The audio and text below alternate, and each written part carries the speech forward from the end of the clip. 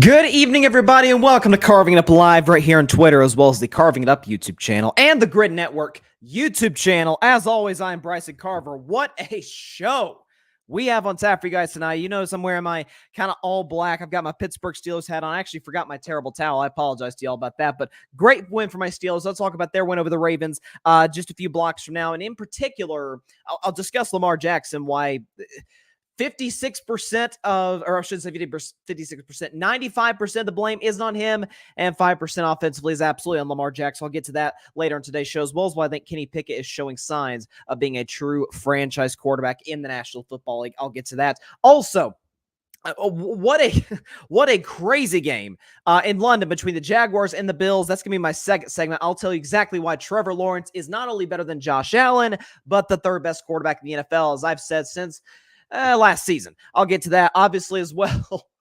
New England, second straight week getting hammered, this time by the New Orleans Saints, and this time on their home field.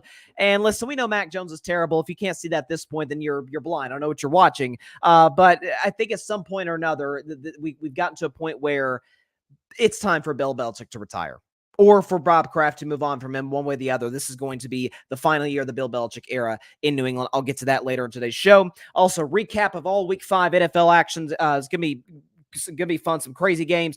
Jets, Broncos. The Jets getting revenge on the Sean Payton for what he said about their offensive coordinator Nathaniel Hackett. Good win for the Jets. Hey, only a half game back in the division lead. You know, Jets fans don't give up. You never know. Got the Eagles next week, so that's pretty tough, but you never know. But again, we've got an absolutely jam-packed show. Adjust the camera there a little bit. Jam-packed show on tap for you guys tonight. But first, there's no other way to start the show than with the showdown in San Francisco in what happened to be the blowout in San Francisco. The 49ers walloping the Dallas Cowboys by a final score, you're probably seeing at this point, 42-10. That's a 4-score W, in case y'all are counting. If you score 4 touchdowns, go for two more times. You get the point. Anyways, I'll get to Dallas in a second, because that's been the topic of national discussion. They are, after all, America's team, or as I've called them, the world's team, because they're the most popular American sports team worldwide. Real Madrid certainly has a case, but again, Jerry Jones has the Cowboys worth more money than any organization, any professional sports franchise in all planet Earth. Get to Dallas in about 5 or so minutes. I want to talk about San Francisco, and I want to talk about Brock Purdy, because as somebody who, you guys know I'm a Dak fan, and I'll talk about Dak a little later, but as somebody who obviously was rooting for the Cowboys to win, although I picked the Niners to win, it was beautiful, truly beautiful to see that it feels like today, finally now, Brock Purdy's getting a little bit of credit. Brock Purdy's getting enough credit for being absolutely unequivocally, you cannot even deny it at this point, a fringe top 10 quarterback in the NFL. Whether he's 11, 12, dare I say 10, he's in that discussion, and it's not even close. You consider what he did last night against, I know everybody's crushing the Dallas defense today, some of it for good reason, but that's a top 5 defense in the NFL when healthy, even without Trayvon Diggs. That's a great pass rush. It's an excellent secondary. Again, even with no Diggs, you got Stephon Gilmore, Deron Bland, you got Donovan Wilson, Jaron Kearse, you got some tremendous playmakers to back into the secondary, and a good linebacking core for that matter. And all Brock Purdy did was go 17-24, 252, not 1, not 2, not 3, but 4 touchdowns on the night, a QBR of 83 and a passer rating close to perfect of 144, and dude was dropping some dimes against that Cowboys defense. Some beautiful throws. I remember he had one throw, I think it was on 3rd and 14 to Deebo Samuel over the middle. It was a gorgeous throw by Brock Purdy. He was stepping into some rhythm. Kyle Shanahan drew up some beautiful plays. The double flea flicker touchdown to George Kittle was the prettiest play I saw all of Week 5. The creativity, and what's crazy about it is that Christian McCaffrey, who I thought was going to run roughshod on the Cowboys. Actually, when I predicted this game, I said this could be more of a Christian McCaffrey game than it is a Brock Purdy game. Not that Purdy will play bad, because old sturdy Purdy never plays bad. But Christian McCaffrey's a guy who's coming off a 4-touchdown afternoon last week against Arizona, against a Cowboys defense that had just given up over 200 rushing yards 2 weeks prior to the Arizona Cardinals. I'm thinking, oh my God, he's going to run wild like Dallas. Not really. 19 carries, only 51 yards, 2.7 yards a carry. Matter of fact, wasn't even the leading rusher of his team. Jordan Mason went for a long touchdown, 26-yarder, when the game was basically decided in the fourth quarter. But you get the idea. Christian McCaffrey, only 2.7 yards a carry, was actually held in check pretty well by Dallas. You can almost think of the fact, you can almost maybe sense that Dan Quinn, the defensive coordinator for the Cowboys, was saying, we're going to stop Christian McCaffrey. If Brock Purdy beats us, he beats us. I understand that game plan. It's what I essentially told Dallas to do on Friday's show if they wanted any chance to win, and they mostly did that. The problem is, what is San Francisco's strength, and that's running the football? I mean, come on. It's not like their passing game is exactly a weakness. When you have George Kittle, who had 3 of the Brock Purdy's 4 touchdown passes, when you have Brandon Ayuk, when you have Deebo Samuel, Juwan Jennings, Christian McCaffrey, who can catch passes out of the backfield. I mean, it's not like he's exactly short on weapons, and he's certainly not short on an offensive play caller that at this point, we need to stop having conversations about who's the best or who's the second best. To me, Andy Reid is still the absolute standard of offensive play calling, has been for a long time, even before Patrick Mahomes got there to Kansas City, going back to Andy Reid's days in Philadelphia. Outside of Andy Reid, I refuse to put any other offensive coach above Kyle Shanahan. The guy is brilliant. And that's not to take credit away from Purdy, because we've seen other quarterbacks, such as the guy who's in Dallas now, Trey Lance. That's why they traded him away. Trey Lance did not work in that offense. Nick Mullins and CJ Beathard didn't really work. Jimmy Garoppolo was good, but didn't it always feel like he kind of had a little bit of a ceiling? How many times with Brock Purdy, despite the fact that he doesn't have a crazy arm, where the Niners just taking shot after shot after shot down the field? And guys, too, were running absolutely wide open. And I remember watching the game against my Steelers when San Francisco went to Pittsburgh in week 1, thinking, this defense is amazing. How are these guys running this open? And it was more of a San Francisco schemed them open more than it was Pittsburgh was just blowing coverages.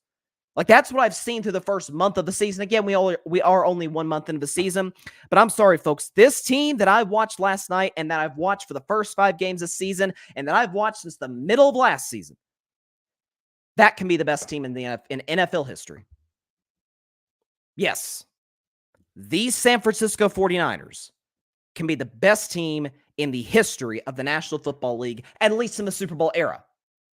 When you consider the fact that they can run the ball with anybody, on anybody.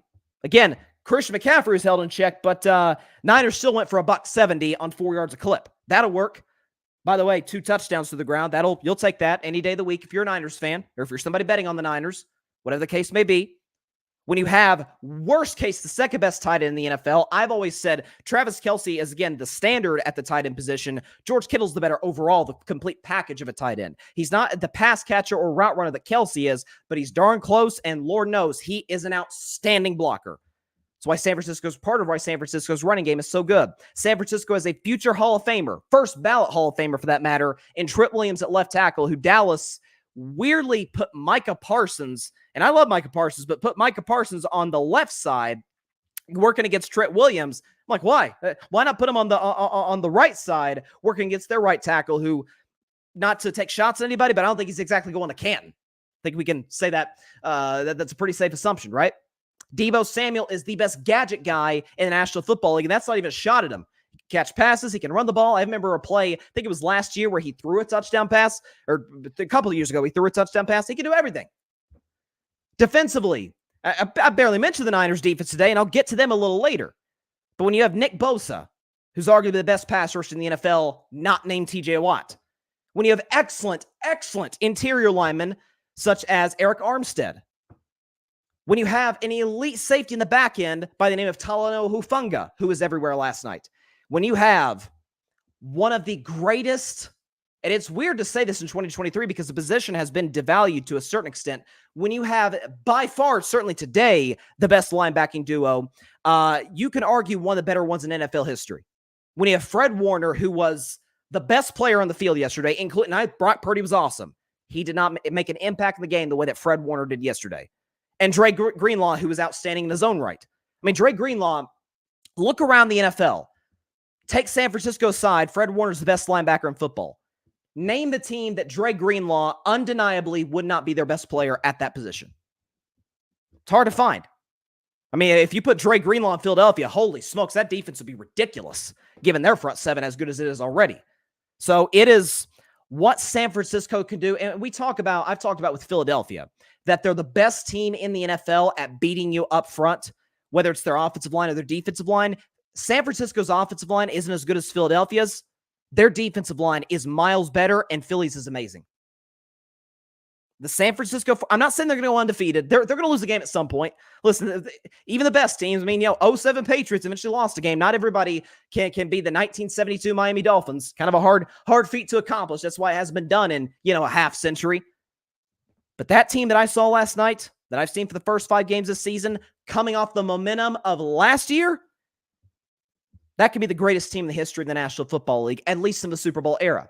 If Brock Purdy is... I've heard people talk about today, like Brock Purdy's amazing and he's their weak link. I don't know if I agree, disagree. I'm kind of in between that. I would say they're secondary with respect to Fungus, probably, if there even is a weak link, they're a weak link. Just because how good Brock Purdy's been through the first part of this year.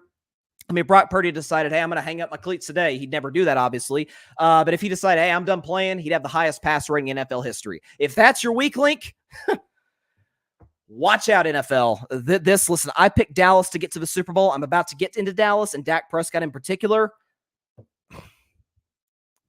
This team is insane. Elite coaches, elite playmakers, offensively and defensively. And yeah, we can say it now. Can we go in and buy all the way in on this idea? Brock Purdy's an elite quarterback. He makes tough throws. He's mobile. Okay, he doesn't have Josh Allen's arm. Well, first of all, who does? Second of all, I've seen some bum quarterbacks with big arms. Plenty of them. Jamarcus Russell being at the top of that list. And I've seen guys with pretty good arms, but not special, be Hall of Famers. Name Tom Brady, ring a bell? Brock Purdy's never going to be Tom Brady. That's not saying that. But did Tom Brady ever blow you away with his arm talent?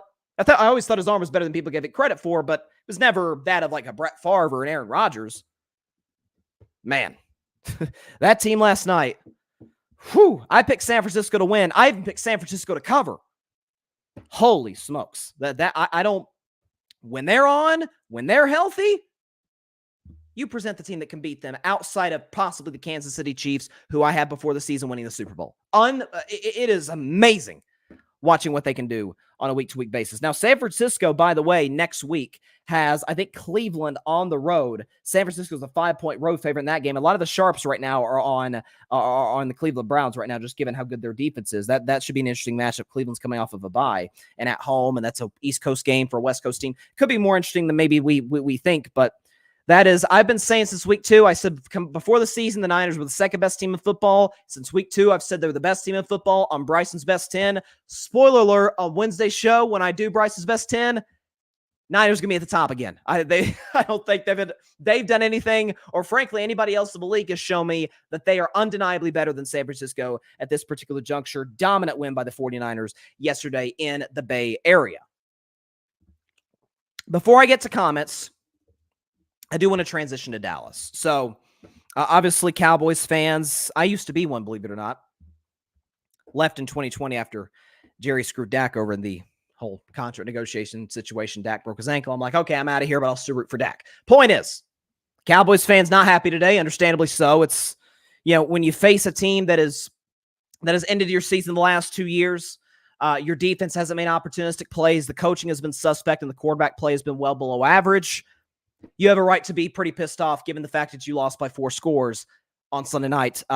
Given the fact that a bunch of Cowboys players are talking about, hey, we got to, Dak himself said, man, I'm pissed off coming this game. And Cowboys players are talking about they're the measuring stick. Jerry Jones himself. And I actually, this is a rare instance where I say, good job, Jerry, for not putting your foot in your mouth. Jerry Jones said, if we want to go anywhere, we got to go through that team. It's not like, oh, they got to go through us. No, we got to go through them. So hats off to Jerry for the rare objectivity, and I think he was validated in that regard, given what his team witnessed yesterday against San Francisco. But, so where do I start? Do I start with the weird gameplay by McCarthy? Do I start with Dak playing well below his standard?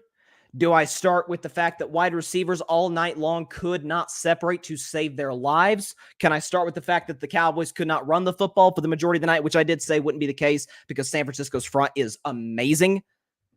Could I start with the fact that the supposed best defense in the NFL, or at least one that was in the conversation for that, gave up 42 points to San Francisco? I can start with all those factors.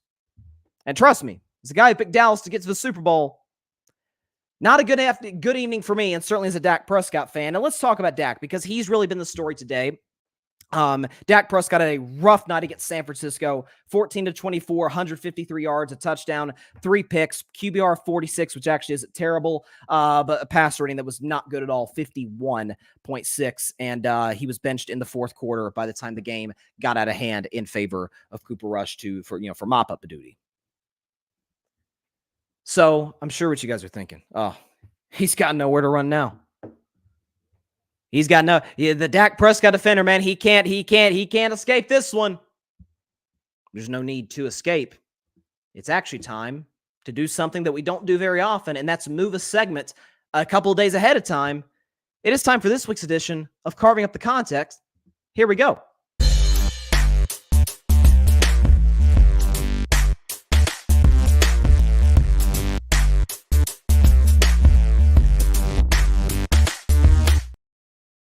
So, regarding Dak Prescott, again, who had a bad, by any stretch, by any metric, anything you want to look at, whether it's a tape, whatever the case may be, did not play good football last night.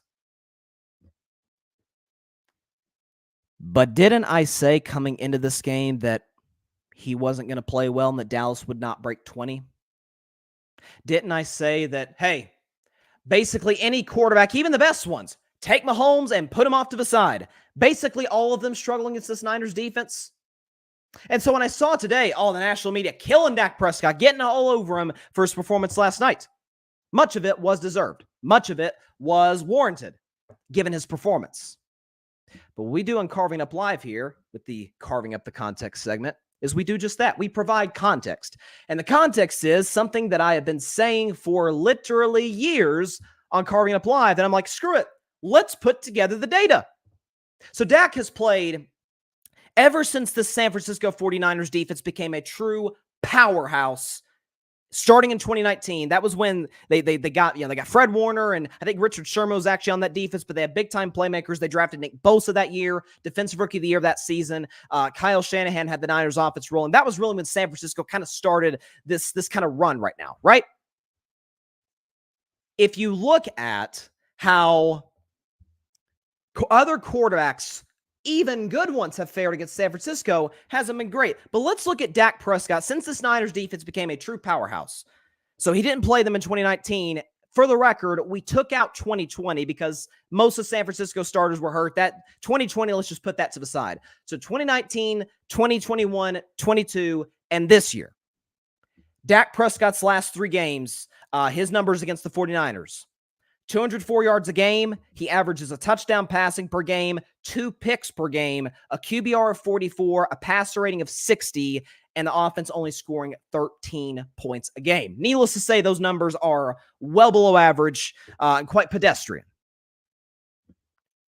But if you look at Dak, and we actually, I took a moment. I'm like, okay, let's look at other quarterbacks. Again, this is since 2019 because San Francisco's defense, that's when they became a powerhouse. And we put 2020 off to the side because most of San Francisco's defensive starters were hurt. Let's look at other good quarterbacks. Maybe you know these names. They're pretty good players. You ever heard of Aaron Rodgers? Ever heard of Lamar Jackson and Jalen Hurts? Jared Goff's having a big year, right? Was pretty good with LA.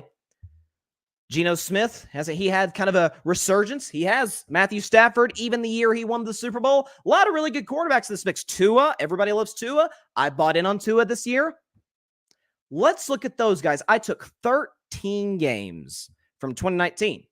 We got 3 games from Aaron Rodgers. We got 2 from Stafford. We got a game from Lamar Jackson, a game from Jalen Hurts, a game from Jared Goff, a game from Tua, a game even from the greatest quarterback who ever walked this earth, Mr. Thomas Edward Patrick Brady Jr. Even he struggled against the Niners defense. Let's look at Dak relative to other starters, other either franchise quarterbacks or superstar quarterbacks in the NFL. Let's compare their numbers, shall we? Let's look at it. Let me remove this bar here. So, again, Dak, you see his numbers there against the Niners in the last 3 games. 204 yards, a touchdown, 2 picks, a QBR of 44, passer rating of 60, only averaging 13 points a game. The offense is headed by Dak. Other quarterbacks, the other hand, throw for less yards, 197. Throw for less touchdowns, 0.77 touchdowns per game among these quarterbacks that I mentioned. Now, they throw 0.92 interceptions per game, so that's checking their box. Dak throws 2 a game. That's not great. QBR, lower than Dak's, 36. Passer rating, now the passer rating, big gap there. Dak only has a 60 passer rating against the Niners. The quarterbacks there, you can see them, Rodgers, Stafford, Goff, Lamar, Cousins, Geno, Herbert, Tua, Brady, Hurts, have a passer rating combined against this Niners defense of 77. 13 points a game on both sides. So identical numbers. Some favor Dak, some favor the field. Again, the other quarterbacks I mentioned. Moral of the story, everybody not named Patrick Mahomes struggles against this 49ers defense. Now, you'll have the occasional game. Jarrett Stidham, Russell Wilson. Guys, Russell may or may not be better than Stidham, although Stidham may start over Russell pretty soon. Whatever the case may be. We've seen quarterbacks have the occasional, wow, they play pretty good. Drew Brees years ago had a great game against this 49ers defense. But by and large, all in all, even the elite of the elite, even the MVPs of the NFL, haven't played terribly well against this 49ers defense. Again, if we could put up that list one more time, if you look at this, you see Rodgers 3 times. One of those games that Aaron Rodgers that we looked at was his 4th MVP year. Stafford, one of those 2 matchups that we looked at, it came from the year the Rams won the Super Bowl. Lamar, the one game Lamar's played against the Niners. He's actually going to play him later this year, fun fact. That was when he won the MVP as well. Funny. Kirk Cousins, one of the better seasons of his career. He struggled. Tom Brady struggled. Everybody struggles against this 49ers defense. So this narrative that it's unique to Dak is crazy. It's lacking context. It's completely putting an agenda up front saying, we're going to take this and we're going to run with it. I mean, I heard somebody today, and I have great respect for this guy. First of all, he's a really good guy and a tremendous analyst on ESPN. Dan Orlovsky say that last night was the worst game of Dak Prescott's career. With all due respect, Dan, not even close. I would argue the game last year against San Francisco, the playoff game, was far worse for Dak. Some of the numbers might have been a little bit better through less picks, through a touchdown that game. QBR was a little bit better. Dak was awful in that play. And even as a Dak fan, I came out, you check the tape. I came out the very next day in the show. I said, that loss falls on Dak Prescott. There were receivers running open. CeeDee Lamb had a guy beat deep. He missed T.Y. Hilton on a throw. He missed CeeDee Lamb and Michael Gallup on 2 other throws. Guys were running open. Dak didn't make the throws. Last night, Dak takes a snap. Nick Bosa's in his lap a half second later. Or Eric Armstead, you had, what's his name, Fred Warner covering receivers, covering Brandon Cooks freaking 50 yards down the field. Nobody was open in Dallas. So it falls on everybody. It falls on the quarterback. It falls on the head coach. It falls on the defense. It falls on the skill position players. And some of it, too, falls the fact that San Francisco is just better than Dallas. I didn't think they were this much better than Dallas, but they're clearly, I think all of America would agree, except for Micah Parsons, evidently, they're better than Dallas. So this notion that Dak's the only quarterback who struggles against San Francisco, it's a false one because virtually all of them do, except for, of course, Patrick Mahomes, who, is by a pretty solid margin the best quarterback in the National Football League. I rest my case. And let's check some comments here. We got a Cowboys fan here, Patrick Brown. Let's pull up his comment. He says, worst loss since 2017 to Denver. This was an onslaught and an utter embarrassment by Dallas. All bark, no bite. When it was time to play, nobody showed up. I actually think, Patrick, it's the worst Cowboys loss since it's the worst in the Dak Prescott era, and I think it's the worst since the Eagles loss in 2017. Not 2019, 2017. Dallas got blown out in a Sunday night game. I think only that one was worse, but point well taken. Patrick says, as the great Kendrick Lamar said, sit down, be humble. That's what my Cowboys realized last night, and I don't want to hear anything else about being a better defense than San Francisco. I don't think anybody does, for that matter, Patrick. But Again, great points across the board. And if I can, I don't have this immediately in my notes, but if I can pull up something real quick, because this hits near and dear to my heart, because you guys know first of all, I've been a Micah Parsons fan since he stepped in the NFL. I remember I did a draft show. I was part of a draft show, rather, with my man Ryan Flowers, who's a Cowboys fan, who's incredible part of the Grid Network. But he did a draft show about 2.5 years ago. And I remember Dallas on the clock and all the Cowboys fans, man, they wanted Patrick Surtain, which you understand why Patrick Surtain is an excellent corner, although the Broncos are having a pretty bad season defensively. But then Dallas traded back after Denver took Surtain. I said, oh, it's Micah Parsons. Micah Parsons is the pick. He's a top 5 player in this draft. Dallas snagged him, and I think it's safe to say they made the right selection. And with the I think it was the 12th pick, 11th pick, 12th pick of the draft, whatever it was. That was a pretty good decision on their part. But if I can just pull it up here, Micah Parsons and the Defensive Player of the Year discussion, because it's mind-boggling when you compare his numbers to somebody else. Where is it? I should have written this down before the show. Hold on, because it's mind-boggling. This is what happens. You do. Okay, here it is. Okay, so we don't have a graphic, but I'll read it off for the audience. Okay, so I have been saying since the start of the season, before the start of the season, as you guys know, it's my first season as a Steelers fan, but I still got to be objective. I said TJ Watt's the best player in the National Football League on defense. Absolutely, unequivocally, undeniably, it's TJ Watt. But I was lectured, especially the early part of the season. Oh, when Dallas was playing some bad offensive lines, both actually New York teams, the Giants and Jets. Micah Parsons was abusing those left tackles and right tackles, respectively. And sometimes he was coming up the middle, too. Lectured, Micah Parsons better than TJ Watt. Interesting. Let's compare their stats, shall we? Through 5 weeks of the season. Micah Parsons has 4 sacks. TJ Watt has 8. He's doubled them up. Quarterback hits. Micah Parsons has 8 quarterback hits. TJ Watt has 15. Almost doubled them there, too. Tackles for loss. TJ, 7-6 over Micah. Forced fumbles. TJ, 2-1 over Micah.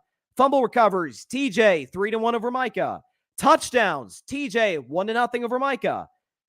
Passes defended, 4-1. TJ over Micah. Now, pressures, Micah's got him, 31-21 to his credit. But in every other defensive category that matters, TJ Watt has him beat, and most by a substantial margin. Micah Parsons is a special talent on the defensive side of the football. He's so versatile. It's amazing to watch. Speed jumps off the tape. He's not in TJ Watt's class. TJ Watt's in a difference. TJ Watt's a guaranteed first ballot Hall of Famer if he retires right now. If he retires right now, check his numbers.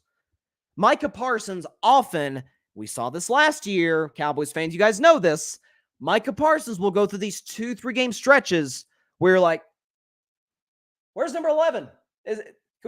Where is he? Who shot Micah? Like the who shot JR. Remember? TJ Watt, you feel him, you feel his presence every game. Feels presence every game. Especially yesterday against Baltimore. So, can we dispel this notion that Micah is somehow a better defensive player than TJ Watt? He's not. He's just not. Not even close. I've been saying that for a while now. And again, like I said, the loss, as far as Dallas is concerned, everybody deserves blame. Everybody. Quarterback, coach, weapons, defense, everybody. I mean, really only kicker. Kicker did his job. It was Aubrey is his name. Kicker did a solid job. Everybody else, blame all of them. All right. So almost a half hour spent in this game, but rightfully so. These are two excellent football games and teams. And by the way, I still think Dallas is a really good football team. I really do. I think this is a team that is still capable, honest to God, of getting to the NFC Championship game. And you say, Bryson, you say San Francisco is the best roster of the league. They may be the best team in history. Why didn't you pick him to win the Super Bowl if you love Purdy so much? Well, Purdy was actually my struggle. It just wasn't his ability. It was... Dang, it's not been too long. It's been, 8 months since the UCL injury? I'm like, I don't know if he can come back and be himself. He'll probably be 2024 by the time he gets to. Here I am. You could accuse me of being Aaron Rodgers and undermining and underrating modern medicine, okay? Because whoever did the surgery on Brock Purdy did one heck of a job because he looks even better than last year. Patrick. Oh, this is painful for the Cowboys fans right here. Patrick says, we could have had TJ Watt in 2017, but we took a guy named Taco, and where is he versus TJ Watt? What could have been? Yeah, that would have been. If he had gotten TJ and Micah, whew. And that's, again, it's not a shot at Micah's still an amazing player. He's not TJ. In no, outside of pressures, TJ hasn't beaten every category. I should have had a graphic for that, but you get the point. Man, what a crazy week 5 in the NFL, though, right? About to get, I'll talk Steelers, Ravens later. Patriots, Saints. I think it's time for Bill Belichick to well, he's not going to hang up the cleats because he's not a player, but hang up the hoodie, so to speak. He can still wear hoodies. I'm wearing a hoodie right now, okay? There's nothing wrong with hoodies.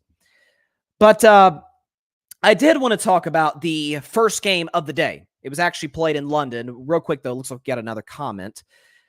Patrick says, I envy the Niners from top to bottom, roster and coaching staff. They don't talk a whole lot. They play hard every single week. Regardless of the outcome, San Francisco will always be cream of the crop. Yeah, listen, San Francisco, for those of you that don't know, because again, I've been sort of like, I call myself a free agent fan in 2021 and 22. Like I was rooting for the Cowboys, pulling for Dak, but I'm like, guys, I need a team. Like I'm not a Cowboys fan. Again, still to this day, I'm still rooting for Dak wherever he plays, whether it's Dallas or anywhere else. I'm hoping he gets somewhere else. But the point is, I'm like, I need a team. Like I just need a team. I'm Red Sox, Warriors, Vols. I need a team. And my last two. I was down to the last two teams, Pittsburgh and San Francisco. San Francisco, you're like, of course it was them. There's a loaded roster. No, it's the organizational structure, man. That means a lot to me. You're going to go through lean years. You're going to go through years where maybe you weren't very good. That's why I chose Pittsburgh, though, in the long run. Pittsburgh's organizational structure is about as good as there is in professional sports. I wish they'd fire their offensive coordinator, but I'll get to that later.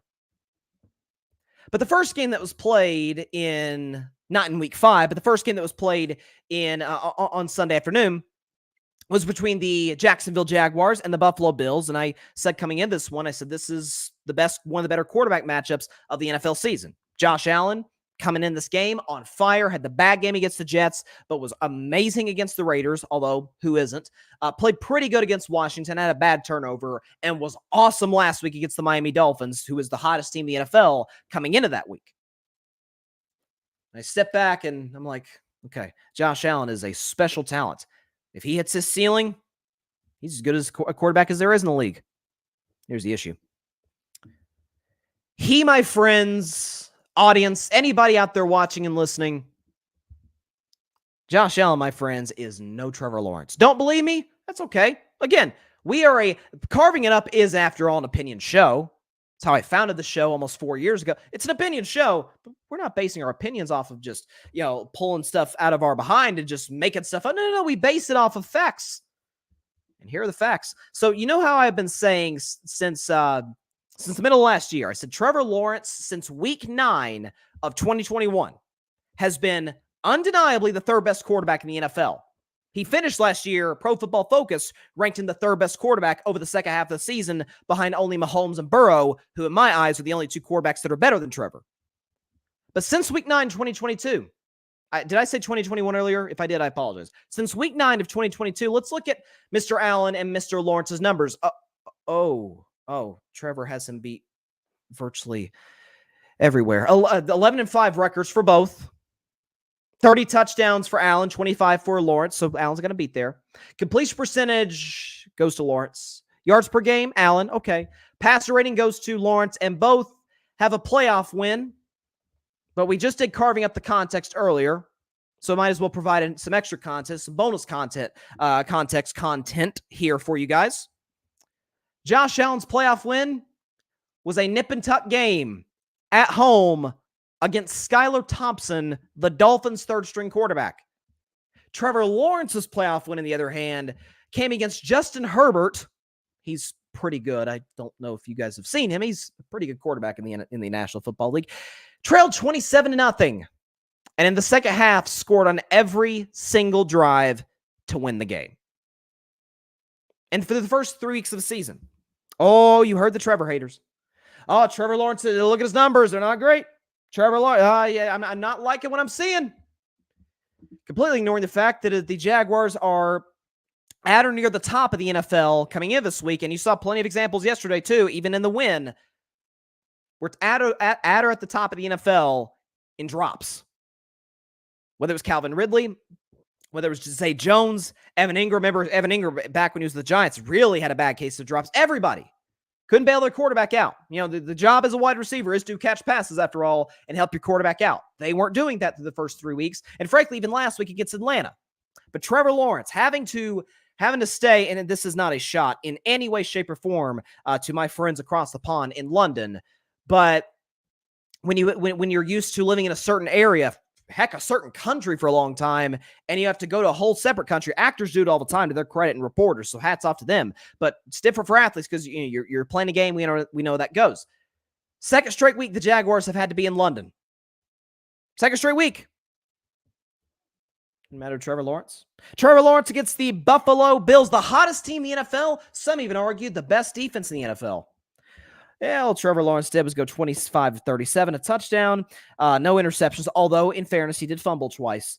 But a QBR 0-100 of 78, that's very good, and a passer rating of 103 if you round up. It's 102.9. We'll give him 103. That's Trevor. That's who he is. He's accurate. He's got a monster arm. How many times in that game did you see him escape, roll out, make plays with his legs? That's Trevor Lawrence for you, ladies and gentlemen. That's what he does. And so when we continue these notions about, Allen's in that class with Mahomes or Burrow and Jalen Hurts. While I love Hurts, not in this class. And Jalen Hurts is in this class, et cetera, et cetera. No, that's the guy.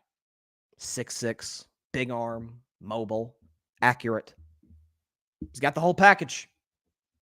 And you just allowed him, if you're the Buffalo Bills, you were the team that allowed Trevor Lawrence. Remember the old meme back in the day, that high school football player in Detroit?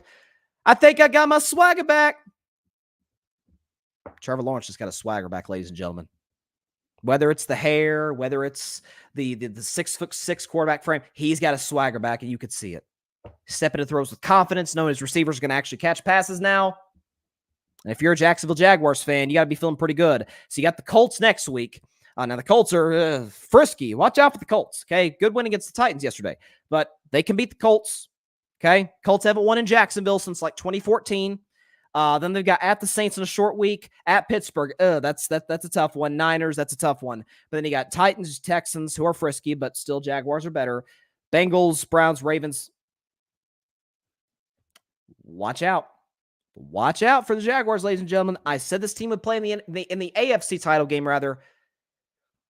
Feeling pretty good about that. I'm not going to lie to y'all. Feeling pretty darn good about that, about the prospects of that actually happening.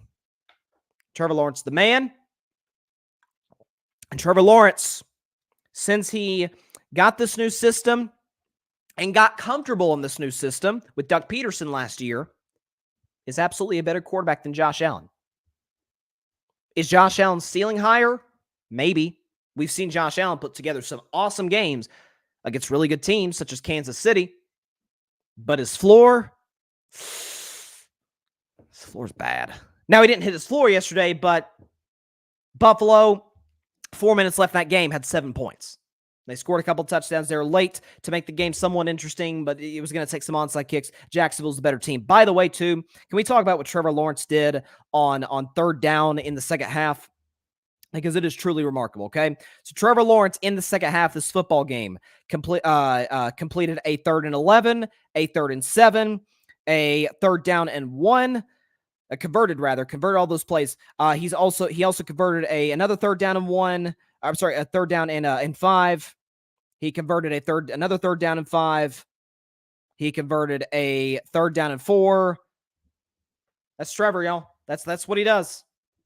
3rd and long, 3rd and short, 3rd and medium. Doesn't matter. It's what he does. If his receivers catch passes, that is. I mean, Tua, I bought into. I'm like, Dolphins fans, you got me. You got me. You won on Tua, okay? Tua looked kind of pedestrian last week against the Buffalo Bills. By the way, most of the quarterbacks do. Trevor's like, I got this. Second straight week of having to be in London. No biggie.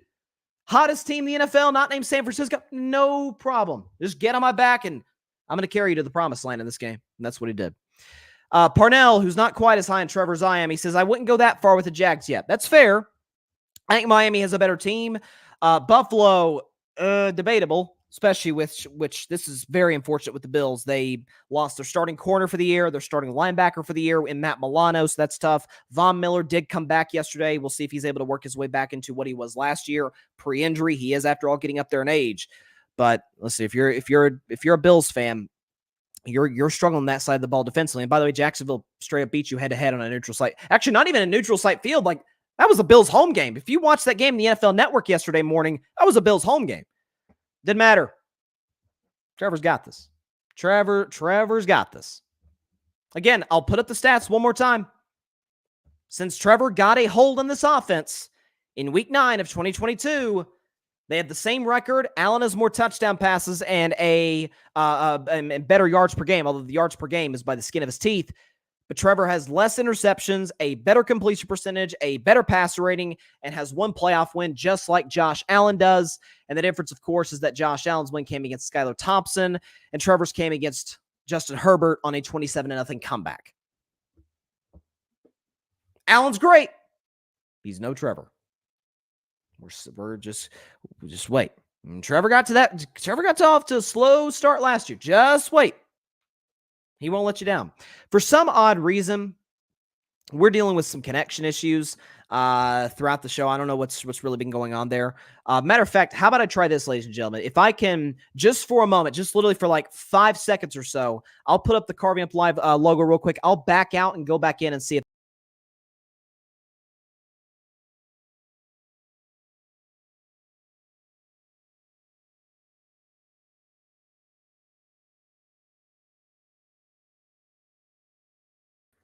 okay, I'm back. Let's see if that fixes the connection. Sorry, it's still giving problems. I don't know what it is. So again, if the video feed is a little off, I apologize. I'm not sure why the Wi-Fi is giving issues, but as long as y'all can hear me, see me relatively well enough, then we'll obviously finish the show as planned. By the way, I did want to shift to this game as well, because I'm not gonna lie to you. Aside from the Steelers win over the Ravens, which I'll get to in about 10 minutes, I did enjoy this other matchup. This is no other 1 o'clock game gave me more joy than this matchup. Okay. So the New England Patriots nearly topped their worst loss in the Belichick era. Nearly topped it. This time, though, in shutout fashion, 34-0 against the New Orleans Saints, who had an offense problem through the first 4 games of the year, even with Derek Carr. Couldn't score points on a consistent basis, and they dropped 34, although 7 of those points came on a pick 6 by Honey Badger Tyrann Mathieu. But Derek Carr was good, 2 touchdown passes, QBR 71, pass rating of 114. Derek Carr played well, and Saints running game, although not, again, it took them 42 carries to get to a $136, but nonetheless established the run relatively early and relatively often. Listen, I did my Mac Jones last week as we shift to New England. I did my Mac Jones rant last week. He's not good. He's clearly a backup. I think even the biggest Mac Jones defenders can very obviously see that. Again, 12 for 22, 110 yards, 2 interceptions. The first one, which was the pick 6, was an awful throw. Had a passer rating of 30 and a QBR 0 to 100 of 7. Because he's not good. Like, I've been saying that. I've been saying since the day he stepped in the NFL, he's a backup quarterback. Like, that's just where it's at. So, Mac Jones is not good. However, this is not about Mac Jones today. This is about Bill Belichick. So, yesterday, again, against the Saints offense that was struggling pretty badly. So badly that Adam Schefter actually reported Sunday morning on ESPN that if the Saints lost and had a bad offensive performance, they were likely going to fire their offensive coordinator. That's how bad it was. I mean, if you look at the Saints' first 4 games of the year, rough sledding offensively. 16, 20, 17, and 9. I mean, they've got to 20 once through their first 4 games, and they broke 34 yesterday. Again, 7 of those points coming out of pick 6, but you get the picture. They were much better offensively. So now you can't even say about Bill Belichick, hey, listen, his offenses are bad. The man does not know how to draft to save his life. His defenses are good, though. You know, they take the ball away consistently. They get to the quarterback consistently. Can't even say that anymore. I know Christian Gonzalez is out. and I love Christian Gonzalez, said so after he was drafted out of Oregon. He's not that valuable. He's valuable. He's not 34-0 valuable. Again, we know New England's offense is bad, but this comes down to, look, I'm not going to state the obvious. Oh yeah, Tom Brady was more impactful to New England's success than Bill Belichick. Yeah, duh. Fact of the matter is, I said that on my show before Brady even left New England. I mean, if you look at Belichick's coaching record pre-Brady, wasn't great. One playoff appearance, losing record, no conference title game appearances. I've actually compared him to Andy Reid and said, Reid's the better coach. Reid's had success without Mahomes. Belichick's had no success without Brady. But be that as it may, even if Brady leaves, which he did in 2020, and New England is no longer in championship contention, which you're not going to. When Michael Jordan retires, the Bulls are not in championship contention. When LeBron leaves Cleveland twice, they're out of the mix. Okay, when you have these historically great athletes that leave a franchise, they're not going to be good. They may be respectable, but they're not going to be good. Belichick hasn't even been respectable. In this basically 3.25 years since Tom left, they have a playoff appearance in their resume. And by the way, in that one playoff appearance, yeah, they were beat by 30 against the Buffalo Bills in Buffalo. They were awful. Defense was awful. Mac Jones was awful. Belichick was awful. And I said this about Mac last week. I said, even as a Mac Jones skeptic, or at this point, just a truth teller, when he came to the NFL, I'm like, okay, look, the kid's really smart, makes good decisions, doesn't turn the ball over. Like, he's pretty good in the pocket. He's accurate. And I said last week, okay, you can't even say those things about Mac anymore. You can't. The things that used to be Belichick's kind of hallmarks, like the things you could always get with him on a week-to-week basis, can't get anymore. Penalties, they're one of the most penalized teams in the National Football League, and some pretty bad ones at some pretty inopportune times. Defense, awful. Drafting, which Belichick is the general manager of the Patriots, awful. I mean, folks, he took 2 guards in the draft last year. Like, an offense that is devoid of talent at the quarterback position, at the running back position, at the skill position players, wide receivers, tight ends. He's out here taking interior offensive linemen. The guy is stuck in not just 2000, guys stuck in like 1980 in terms of how you win football games in the NFL. And so I think it's safe to say, given how bad it's been for New England, again, folks, the Patriots in their last 2 games have been outscored 72-3. Now, the 3, of course, has a lot to do with Mac Jones, who is, simply put, not a very good quarterback and is a backup. But I've been saying that. But the 72 part, now let's subtract 14 because 2 of those came on Mac Jones. 21 of those came on Mac Jones turnovers, so no shock there. So 62 subtract 21, that's still 41. 41-3. That doesn't set off the alarm bells just a little bit. You do have Matthew Judon. You've still got pretty good linebackers. Can't make it happen. Again, against the Saints offense yesterday, that cannot score points right now through the first part of the season. So what do I think is going to happen? First of all, I think the Patriots are going to go best case scenario 6-11, which is where I had them at before the year started, last in the AFC East. I mean, the Jets with freaking Zach Wilson look better today. Jets without their starting quarterback look better than the Patriots. I think at season's end, Bob Kraft, and we know Bob Kraft is a competitive man like all the great owners in sports are. He's not a guy who's just going to rest on his laurels, be chill. You know what? I've got the 6 Lombardis. I got the 6 ring. No. Not the good owners, and Robert Kraft certainly qualifies as that. Season's end, who do the Patriots play? Just out of curiosity. Okay, the Patriots play the Jets in Week 18. I'm going to assume they probably lose that game. They barely won. I mean, they scored 15 points against the Jets. Barely won last time.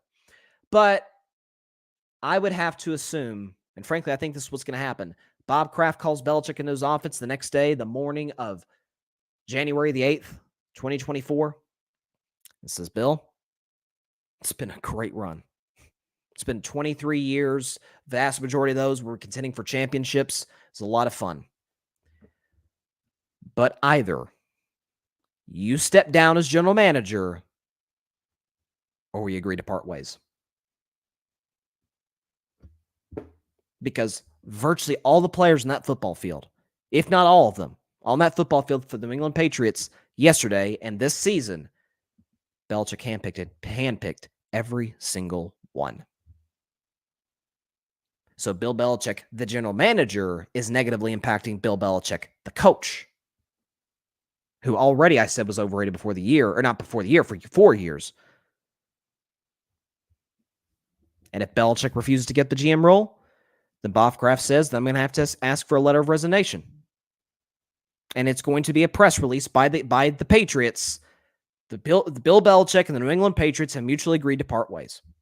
Like, he's not going to fire him. He's not going to say, Bill, it's been good. You're out of here. He's not going to not after how much success the Patriots have had. I know Brady Brady deserves 80, 90% of the credit there.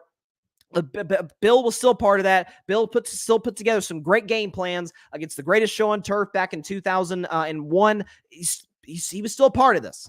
He's not just going to kick him out the back door. But either he lets go of some power, which he so much sought after Brady left, or he leaves. That's what's going to happen. And knowing Belichick, he probably says, you know what, screw it, I'm out of here. That's what I think is going to happen. I think this is Bill Belichick's final season as the New England Patriots head coach. I mean, at some point, results have to matter more than reputation. Sure, his reputation is that of a guy who is chasing Don Shula for the most wins by a coach in NFL history. At this rate, you think he's going to get that? I sure don't. This offense is abysmal. This defense is poorly coached. And Bill Belichick is a bad general manager and has been for quite some time. What you going to do, New England? Very curious to see. Darian Hopkins is in the comments. Darian Hopkins of the Grid Network, big Raiders fan. Raiders got a big game tonight. I assume Darian's going to be probably doing a live stream show, which he's been doing a great job with since joining the network. He says, "What's good, Darian?" Or he says, "What's good? What's good, Darian?" And he says, "Mac Jones got ruined when you try to make a defensive coordinator to call offensive plays."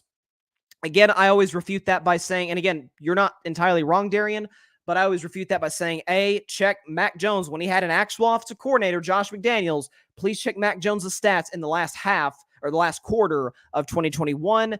Check Bailey Zappe's stats with that same defensive coordinator as the offensive coordinator. And obviously with Bill O'Brien this year, please check Mac Jones' stats this year. They're bad. They're really bad. So yeah, it's rough. How the mighty have fallen. How the mighty have fallen in New England. It's gotten to an all-time low. It really has. By the way, the Patriots have the Raiders next week. So Belichick against one of his disciples, Josh McDaniels. But again, if you look at New England's schedule, folks, they're not going to win a whole lot of football games. They're 1-4 today. Let's just say for the sake of it, let's just say they get lucky, beat the Raiders. They've still got the Bills 2 more times this season. They've got the Dolphins this year as well. They've got Kansas City. They've got Pittsburgh. They've got the more talented Chargers. Forget the playoffs. This team might be in the running for Caleb Williams. It's bad. Bad days in New England. But I can't say I'm surprised. I said the day that Tom Brady left, back in 2020, said it on Carving It Up, that Brady would come out of this looking a lot better than Belichick, and I think that goes without saying. He very much has. Patrick is in the comments. He says, the Raycon earbuds sound really good. Thanks, Patrick. Or I don't think, actually, he's complimenting the earbuds. He's not complimenting me. My apologies. He says, the Raycon earbuds sound really good. I love my earbuds as well. Yeah, the Raycon earbuds, man. I'm not doing like an ad for them or anything, although if they want to pay me, they are more than welcome to, as any potential advertiser is. But no, Raycon do have really good earbuds. These are the clearest ones I've had for a while. Clearest ones I've had, no question about it. Before I get to Steelers-Ravens, just as I do every week, every Monday show, I want to recap some of the other games in the NFL. Then I'll do Ravens-Steelers and then talk about or predict Packers-Raiders, which is the final game of this week on Monday Night Football tonight. So what games we have? We had the Titans and the Colts. So Jonathan Taylor came back from injury, but was secondary. Obviously, the Colts are trying to kind of work him back into the fray, into that offensive system. Zach Moss had a massive day, 23 carries, 165 yards, 2 touchdowns. If anybody had Zach Moss in fantasy, you probably won. If not, your other players didn't show up because Zach Moss was outstanding. Jonathan Taylor only 6 carries for 18 yards, but you have to assume, obviously, his holdout ended. For those who don't know, his holdout ended this past weekend. He got a 3-year, $42 million contract, so he got his money. And but they'll work him back into that role. But Jonathan Taylor, Zach Moss, that'd be one heck of a duo. The bad news for the Colts, though, despite the win, is that Anthony Richardson, according to head coach Shane Steichen, is going to be out for about a month with an AC joint injury. I actually read he was taken to the hospital before the game was over. Gardner Minshew, who's one of the best backups, if not the best backup in the NFL, stepped in, played pretty well, had a QBR of 89, a pass rating over 100, manned the ship, did a good job. Again, listen, Gardner won that game a couple weeks ago against Baltimore, played very well in the rain, so he's a more than capable backup. The Colts at 3-2, by the way, tied for the division lead with the Jacksonville Jaguars. They happen to play Jacksonville, Gardner against his old team next week in Jacksonville. Again, the Colts famously have not won a game in Jacksonville, Florida in 9 years. So definitely a game to watch next week. Jags, for the record, are 4-point favorites, only 4-point favorites. So the divisional familiarity certainly runs deep. But the Colts, so let's say Richardson misses the next month. So yesterday was October 8th. So in that stretch, they've got at Jaguars, home against the Browns, home against the Saints, and at the Carolina Panthers before going to Germany to take on the Patriots. So that's obviously some tough games in there. Jacksonville's a really tough one, but Colts are better than I thought that they are. And I liked the direction they were going as an organization with the hiring of Shane Steichen, given his history with developing quarterbacks. We've seen real flashes from Anthony Richardson. It's just, unfortunately, thus far, the poor can't stay healthy, which really sucks. But the good news for the Colts is they have a very capable backup. As for Tennessee, how they managed to somehow squander a 140-yard receiving game from DeAndre Hopkins is beyond me. I love Mike Vrabel, but it's time to move on from Ryan Tannehill. It is. At least try Malik Willis, see what he's got. He had a decent preseason. Try Malik Willis out. Can't hurt things. Okay, we had talked about Saints-Patriots. The Falcons beat the Texans on a walk-off field goal by Younghoe Koo. C.J. Stroud, once again, was really good. Had a touchdown drive at the end that gave the Texans the lead before Desmond Ridder, which I've never been a Desmond Ridder guy, but hey, the kid, and this is a wild stat, Desmond Ridder has not lost a football game at home in college or in the NFL. Has not lost a home game in college or in the NFL. College at Cincinnati, the NFL with the Atlanta Falcons. Pretty wild stat, but it's true. So hats off to Desmond Ridder. Played pretty well yesterday. Actually played very well. Threw for over 300 yards. Pass rating over 100. C.J. Stroud actually broke my man Dak Prescott's record for the most consecutive passes thrown without an interception to start an NFL career. Who'd have thought that a turnover-prone quarterback, at least what people tell me is, would have such a record? Really get you thinking. Also, we had the Lions, and you know what today is. Detroit Lions win. You guys know the sound bites that I'm gonna play. Here we go, Dan Campbell. What happened yesterday? Kneecap.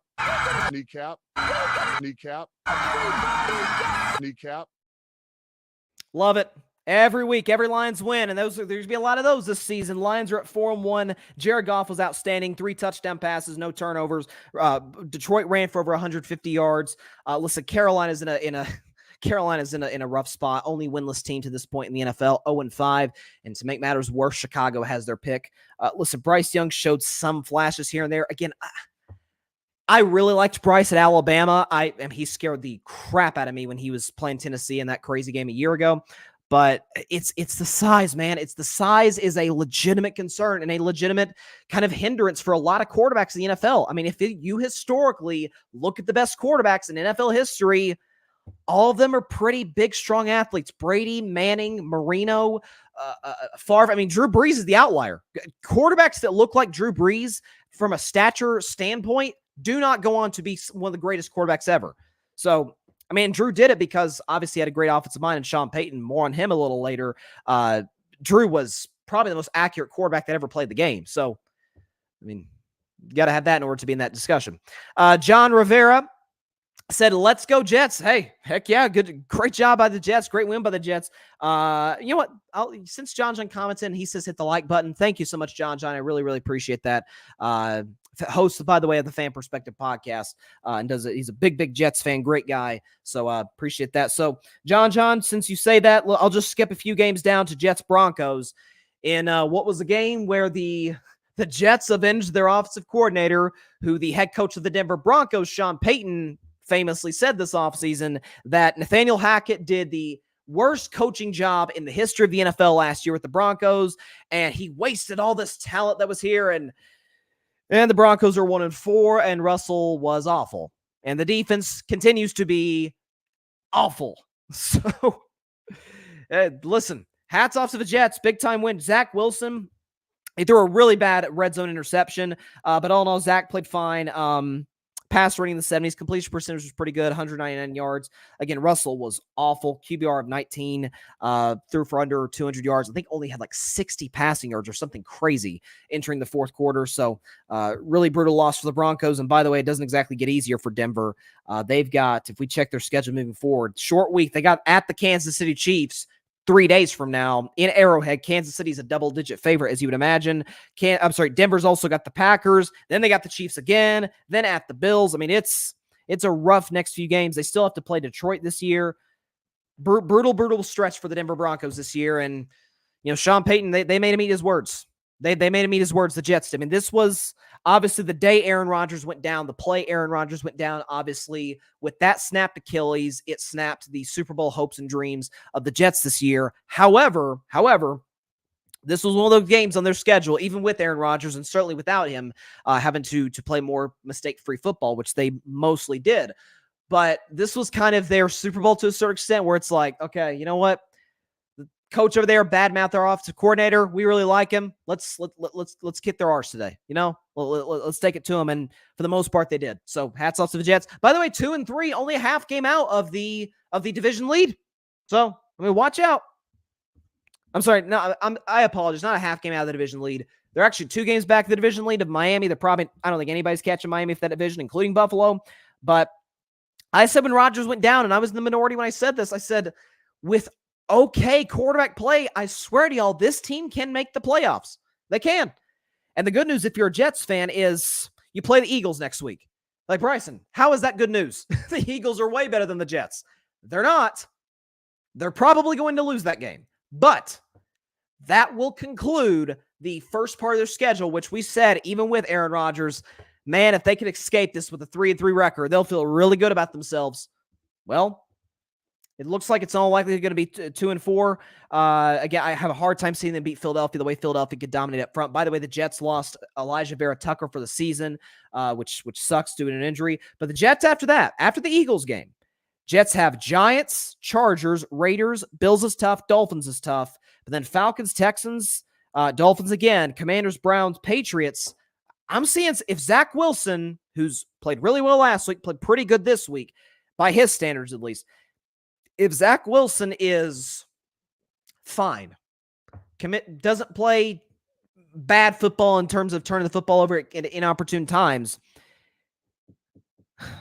if he plays good football and sound football, Jets can make the playoffs. I've said that for a while now. They still can get it. They're not going to win the Super Bowl, certainly. And they'll be one and done if they do make the playoffs, but they can get in. They really can. The way this defense is playing, the way Breece Hall's playing, they can. And Saleh, I think, is a good coach. John says, does Denver blow it up and start trading everyone? Well, you can't trade Russell because nobody's going to take that contract. And what's crazy about Russell is the Denver contract that he signed has not even kicked in yet. Okay, Russell, this is the last year of a Seahawks deal. So, again, Denver from a salary cap, they are in absolute hell from a salary cap standpoint, with Russell Wilson being the front runner of that. But I wouldn't be shocked if they did. I wouldn't be shocked if they move on from Surtain, maybe from Cortland Sutton or Jerry Jeudy, one of their top 2 receivers, to a team that needs one. They're in a rough. I mean, they just traded Randy Gregory to the 49ers. So, or did they trade him there or did they pick him up? I don't know. Randy Gregory's not with Denver anymore. That's all I do know. Patrick says, Broncos country. It's his favorite thing. Broncos country, let's cry. Broncos country, no further comments. Yeah, Broncos tied for the second worst record in the National Football League. I didn't have Denver make the playoffs, but I thought they'd be better than this. And Russell has been better this year than he was last year, but it's overwhelmingly been pretty much a disaster. What else we got? Dolphins beat the Giants. It was kind of a heartbreaking game for me, just because, again, I don't bet. That's why the segment's called If I Were a Bet Man on Fridays. But I took Miami to win, obviously. I'm not an idiot. But I did think the Giants would cover. I feel like 11 points was a lot. You just got embarrassed on national TV. The Giants put up a respectable fight, but Miami was simply the better team. Tua threw a really bad goal line pick six, rather. But other than that, Miami was good. Tua threw for over 200 yards. Over 300 yards. Daniel Jones left with a neck injury. Daniel Jones was really taking a beating yesterday. So a rough spot for the Giants to be in from that perspective. Tyrod Taylor came in and finished the day off in mop-up duty, but it looks like Daniel Jones is going to be available next week for the Giants, who the Giants play next week. They've got at the Buffalo Bills on Sunday Night Football. Okay, it doesn't exactly get easier, and we know Daniel Jones historically is really bad in primetime games. Again, folks, I really apologize. I don't know why we're having connection issues. I really don't. Sometimes from time to time, and it's happened in the off season before, like during the summer, but today the connection is just giving problems. So again, I hope the audio quality is good. That's what matters. If you don't hear what I'm saying, it doesn't matter what you see on the screen. But if the screen's a little pixelated, again, for those that are even watching clips on YouTube of the show that I put out there, I sincerely apologize. We'll have this fixed by Wednesday's show. I'm not sure why the Wi-Fi is giving problems. What other games? We had the Bengals beating the Cardinals and covering, which I said they would. Joe Burrow, this was his best game of the season, and it's not even close. Joe threw for over 300 yards, 3 touchdowns. And what was incredible is that, Joe, last week when the Bengals got hammered by the Titans in Nashville, that was the most uncomfortable I've seen Joe from a health standpoint. You're seeing him on the sideline. He's grimacing more than usual. He's limping all over the place. And Burrow and Zach Taylor as well said on, during practice that, Joe is feeling the best that he's felt physically. I'm like, I don't know how. And I was the guy leading the train saying, rest Burrow the next 2 weeks, then you go in the bye week, then you put him back out there on October 29th against San Francisco. He looked really healthy yesterday. Didn't look terribly mobile. That the calf is still obviously bothering him, but man, was taking some shots down the field. Jamar Chase was a man amongst boys. 15 catches for 192 yards and 3 touchdowns. The best receiver in the National Football League this week from a production standpoint. My man Joshua Dobbs struggled much of the afternoon, under 50% completion percentage, and a couple picks. One of them being a very unfortunate pick 6. But good win for the Bengals. They keep their season alive to a certain degree. John says the sound is good. Well, that's good. I'm glad the sound's good. Again, the video quality is just giving us problems. I don't know what's up. What other games? Eagles beat the Rams decisively, 23-14. That was actually not only my upset of the week was Jaguars over the Bills, but this was my if I were a bet man game, so I would have gotten this wrong because not only did I pick the Rams to cover, but I picked the Rams to win outright, and for while there the first half looked like they had a shot, but Jalen was outstanding, over 300 yards passing, and the Eagles rushing game, shocker, was amazing as well, and their offensive line dominated much of the night. But what I think is, again, just never ceases to amaze me from week to week, from week to week.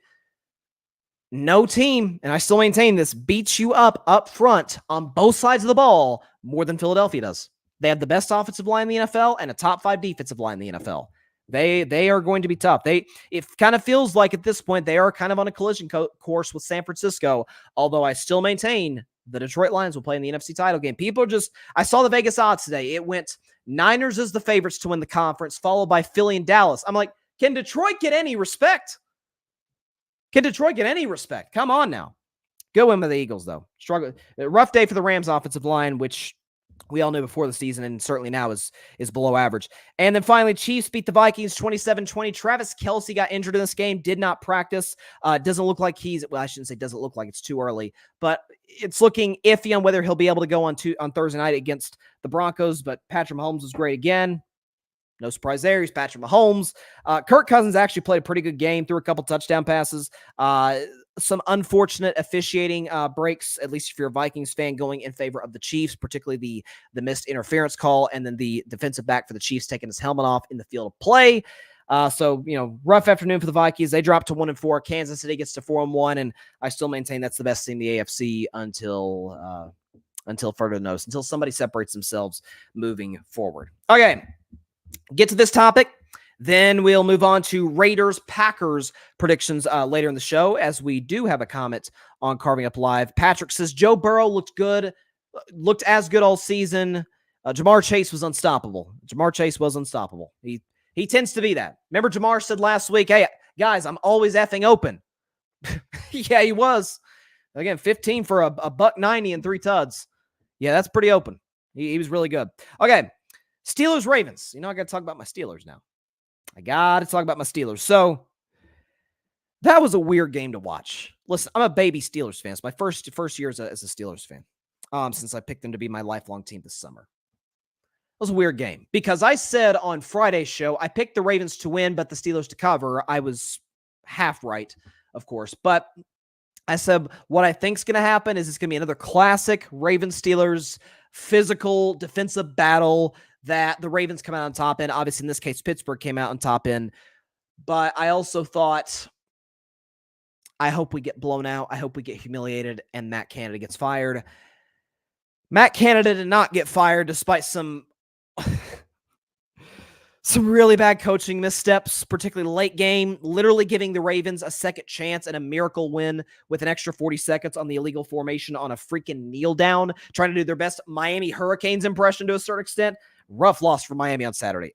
Point is, I really liked what I saw from Kenny Pickett. And you're looking at Kenny Pickett's stat line like, 18 of 32, 224, QBR at 43, pass rating, okay, 88. Like it's not exactly a Mahomes stat line. This is why I said coming in this year, I said I think Kenny Pickett has a breakout season. He obviously has not even come close to that thus far. Most of that being due to offensive play calling. What this kid, it's so, and I talked about this last year even when I was a Steelers fan. Remember when Pittsburgh went on that winning streak and they were winning all those close games? And I said, I don't know what it is. I don't know what it is. There's something. Kenny Pickett's just one of those guys. There's not a throw that I've seen from Kenny Pickett all season long. Maybe one. I haven't seen 2 throws from Kenny Pickett all season long where I'm like, dang, that was a good throw. Oh, he fit it in that window there. I really haven't seen it. Late game, man. Overcoming the albatross around his and the Steelers' offense's neck that is Matt Canada. The guy puts on a superhero cape. I mean, that last drive. Again, Kenny has struggled most of the afternoon. Some of that is because Baltimore is a really good defense. Some of that is complete incompetence on the part of Steelers' offensive play calling. But Kenny Pickett completes the pass to Allen Robinson on 3rd and 9 with just under 3.5 minutes to go. Great play by him. Then he obviously hit George Pickens on 3rd down and 4, doing his best Trevor Lawrence impression, converting all these 3rd downs for 21 yards. Then a couple plays after the 2-minute warning, of course, hitting George Pickens for what was ended up being the game-winning touchdown from 41 yards out. Again, the Ravens send the blitz. He feels that he backs up. Off his back foot, great throw to Pickens, hit him in stride. Pickens scored the touchdown. Again, this is a guy in Pickens who you want to get the ball to as much as possible. He has the potential to be one of the 5 best receivers in the sport. I truly believe that. He's a great route runner. His catch radius might be the best in football, not outside of DeAndre Hopkins and Devontae Adams. He's that great, that talented in that regard. But again, you want to see, I've always said there's a difference to me between a superstar quarterback and a franchise quarterback. I've always said a franchise quarterback, in my definition of it at least, is a guy you can win the Super Bowl with. Now, there's different levels of that. There's the Mahomes level, who he's obviously a franchise quarterback, but he's a superstar where if you give him just a couple pieces, he can pretty much make everything else work and take you to the promised land. Or then it's the Kirk Cousins route, the Derek Carr route, where everything kind of has to be a little bit perfect, but if it is, they can take you places. Now, I like Carr more than Cousins, but you get the point. Kenny has, I don't know if the Steelers can win a Super Bowl with Kenny, but as I said last week when the Steelers got hammered by Houston, I said, I'll make a fair assessment on the kid when he gets an actual OC, because as we all know, Matt Canada was a bad offensive coordinator in college.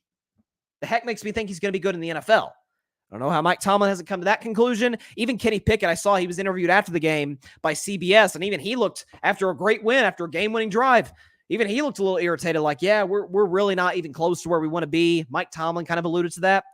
And the problem is in the building. I don't know why they won't move on, but great win for the Steelers going to the bye. I did, too, want to touch on Baltimore. By the way, was yesterday not a bad day for Baltimore sports or what? So the Ravens lose a game in which their defense plays outstanding in against the Steelers of all teams. My Steelers, great win, Pittsburgh. Also, and this makes me happy as a Red Sox fan, the Baltimore Orioles, who won 100 games this year, and I'd never quite bought into, down 2-0 in a best-of-5 series to the Texas Rangers, who choked away the AL West at the end of the regular season. Bad day for Baltimore sports. But for the Ravens, here's how I would assess that game. So a lot of people have been crushing Lamar Jackson today. You guys know, even now as a Steelers fan, that doesn't change the fact that I really like Lamar Jackson, like what he brings to the table, like how he's improved every year. And I certainly, part of the reason I saw the Ravens and still see the Ravens as Super Bowl contenders in the AFC is because the offensive play calling changed with Todd Monken coming in. Two things can be true, as I say often. Lamar Jackson in the last 2 minutes of that game probably could not have been worse. Also, through the first 56 minutes of that game, his receivers could not have played worse. And frankly put, if they catch half of the passes they dropped, Baltimore wins the game. I mean, look at the numbers. I mean, Pro Football Focus just came out with this yesterday. Okay? Or next gen stats, Pro Football Focus 1 to 2. Okay? The Ravens had 7 drops yesterday against my Steelers. That's the third most by any team since 2013. So in the last decade, Mark Andrews, one of the most sure-handed tight ends there is. Mark Andrews had three drops. Zay Flowers had a bad day. He had 2 drops, and he had a bomb walk-in touchdown, but he tripped. He tripped. Nelson Aguilar had a drop. Rashad Bateman had a drop. So 7 drops by the Baltimore Ravens, third most since 2013. Not to mention, this doesn't count as a drop, obviously, but Zay Flowers, who, by the way, I loved out of Boston College, Zay Flowers would have had a touchdown if he didn't trip on his way to trying to secure the football. So 2 things can be true.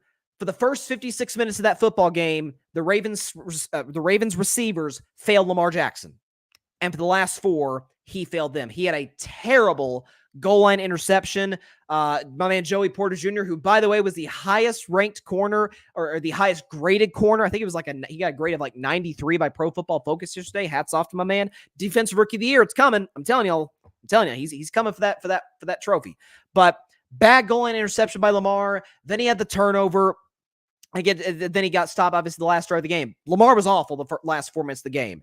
And the Ravens receivers were awful the first 56. But great win by my Steelers. TJ Watt was, again, a man amongst boys. Alex Highsmith making another big play. Steelers Nation, we got to come up with a nickname for Alex Highsmith.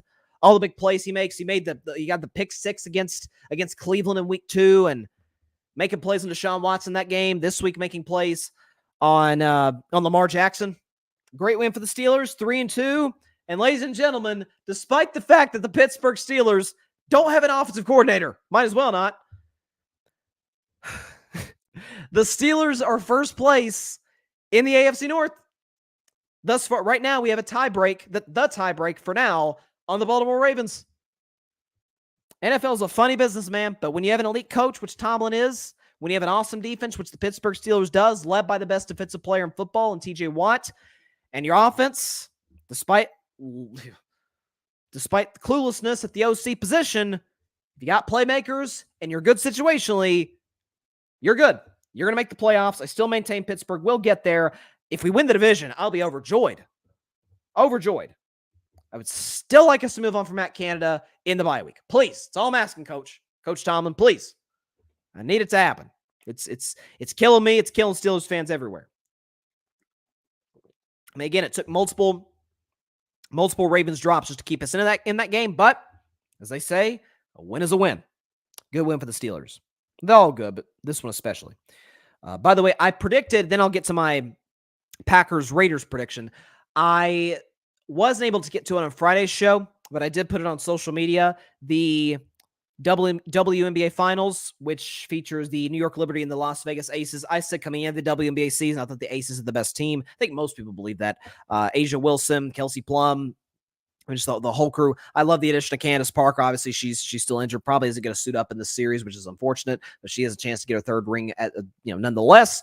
But listen, I love. I've been a Sabrina Ionescu fan since her days at Oregon. I think she's a special talent. And I think this series, WNBA Finals, for those of you who don't know, goes 5 games, or so does the semifinals as well, but it's a best of 5 series. I think it's going to go the distance. I think it is going to go 5 games, and the Aces pull it out. I think Asia Wilson wins WNBA Finals MVP because she was robbed. With respect to Breanna Stewart, who's amazing, Asia Wilson was robbed of the WNBA MVP, but nonetheless, she's gonna avenge that. Go right at Breanna Stewart. You saw a lot of that yesterday. The Aces had, I think, was it 2 or 3 20-point scorers in Game 1.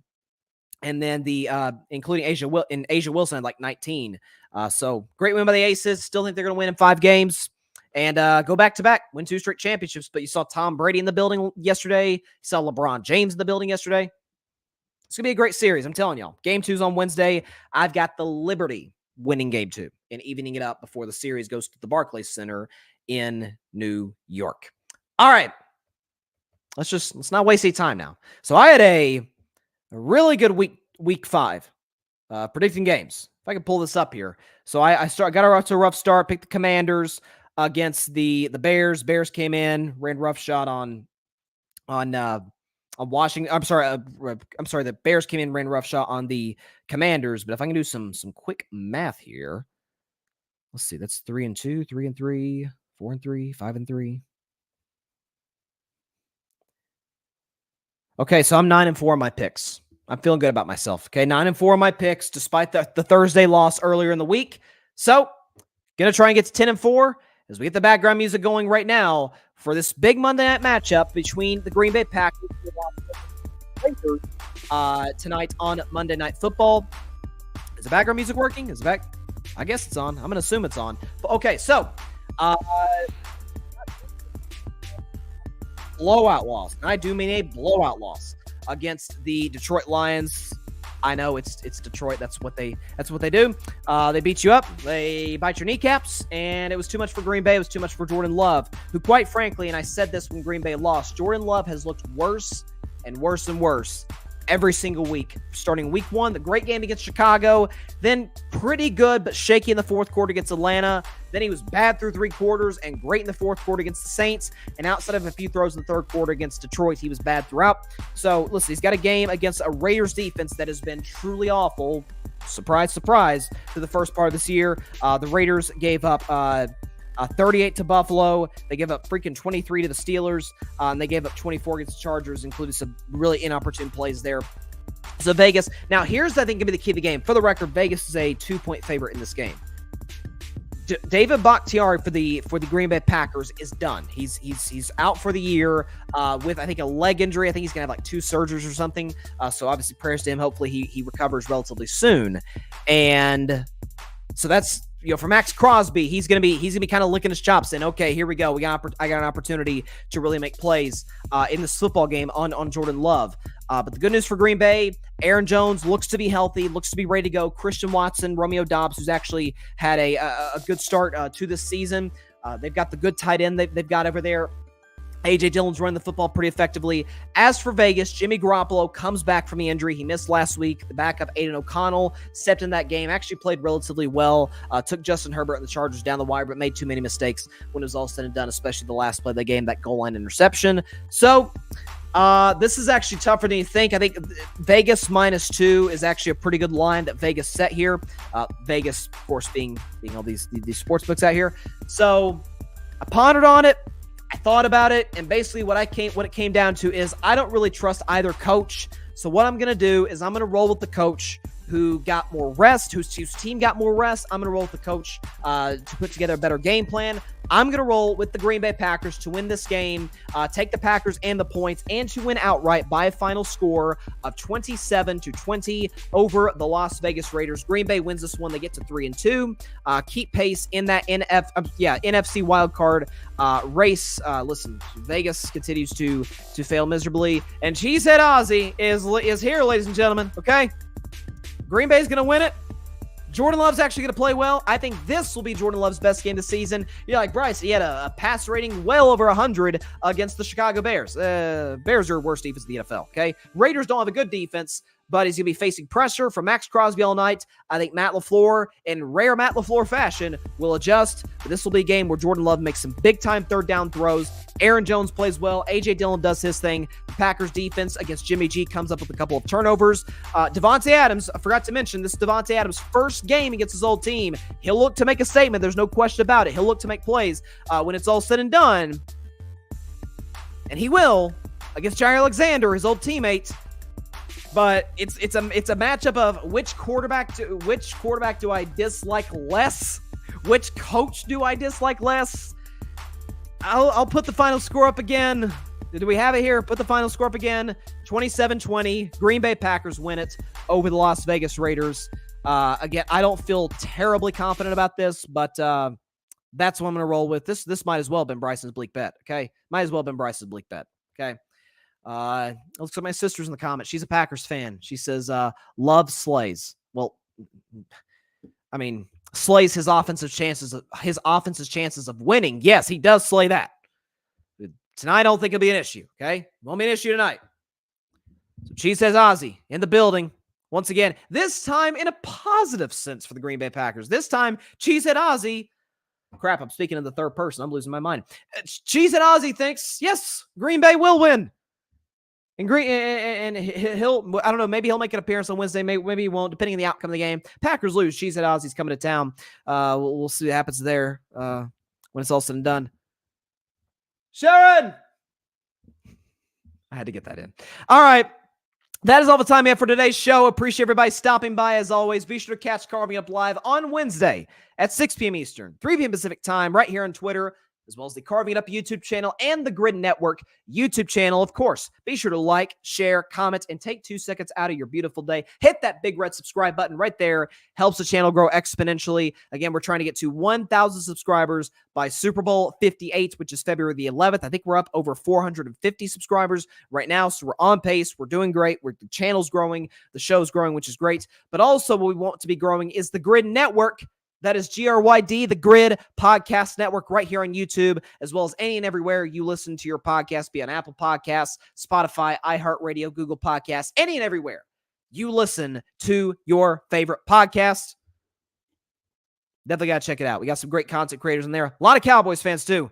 A lot of upset Cowboys fans, man. You should have seen our Grid group chat yesterday. It was, I had to play the role of therapist. It was rough. Hopefully Dallas will beat the Chargers next week, and what will be a glorified home game at SoFi Stadium, but we'll just have to see what happens. But I got Green Bay 27-20 over the Las Vegas Raiders. I feel good about that pick. So, like I said, great weekend of Week 5 games. I went 9-4 on my picks. Hope to go 10-4 with the Packers winning tonight. I feel good. As James Brown said, right? I feel good.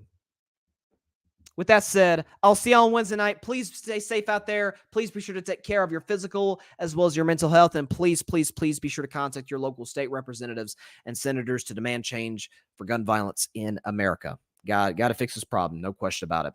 All right. Great weekend of college football. Great weekend of NFL football. Major League Baseball playoffs going on right now. Still enrolling with the Braves to win the NL. Still enrolling with the Astros to win the AL. And the Braves to win it all in 2023. I'm still enrolling with that. And I still feel good about that. See y'all on Wednesday. Stay safe out there. God bless you all. Peace out. Sharon. Thanks so much for watching the show on YouTube, and be sure to go click that big red subscribe button and check out the other clips and full shows from Carving It Up Live, as well as our other incredible content creators here on the Grid Network.